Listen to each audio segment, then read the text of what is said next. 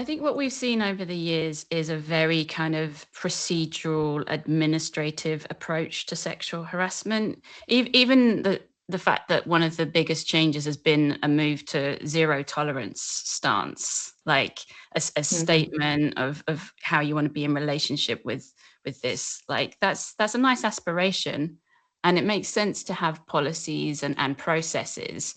But what we haven't seen enough of, and what we need if we're going to prevent this from happening in the first place, is for employers to begin to understand that this is a human behavior.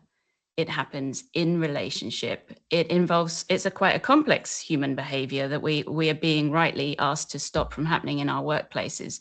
So we really need to get to grips with the reality of what this is.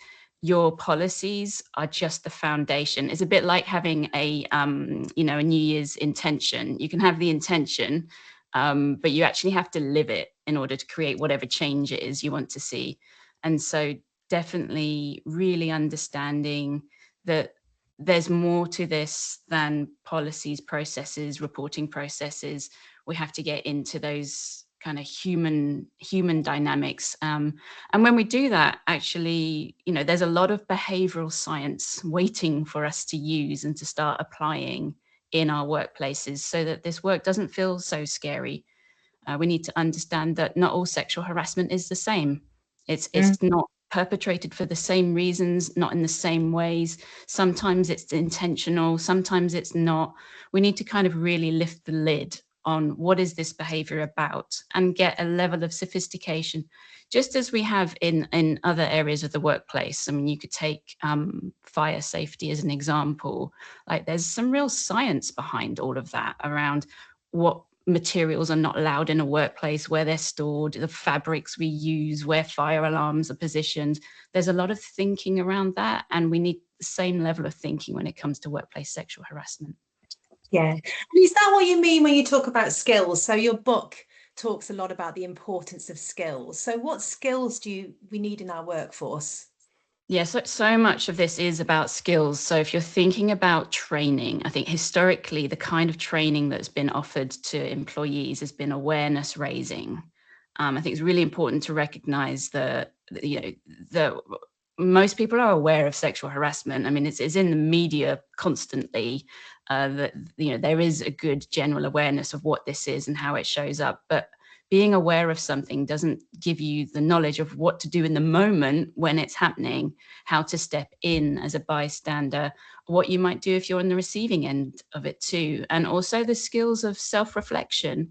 A lot of sexual harassment is unintentional. Like if we go to the definition of the law, it doesn't matter whether you intended to cause harm or not. It's about the impact of your behavior.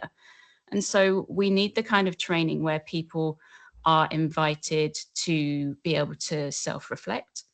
We want to skill people so that they know what stepping in can look like, all of their different options, how to give feedback in a way where somebody might not get too defensive and they can actually listen what you're trying to tell them about their behavior, how to receive feedback. And the ultimate skill is really to understand that at the heart of all of these instances is consent. It's the fact that it was an unwanted behavior, and to understand that consent is a skill. It's something we can be skillful at, and it's something that we can be unskillful at. And so we need to help people understand all of this and have the opportunity to build on those skills.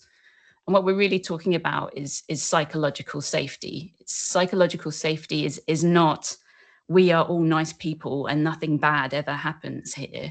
Psychological safety is, when difficult things happen, when challenges arise, when somebody says something inappropriate, we all have the interpersonal skills to have an appropriate conversation about what's just happened and hold it without overreacting, without underreacting to what's just happened. Those are the skills that we need, as well as, if somebody does choose to report, there can be a skillful and unskillful way of holding that report. So this is all about workplace skills. And all of those skills, they don't just help us prevent workplace sexual harassment. Like being able to have challenging conversations with colleagues is a good news story for any organization, because it could be about inappropriate behavior, but it could be about a project that you're working on, or mistakes someone's made. Like we need people to have these kinds of skills in our workplaces.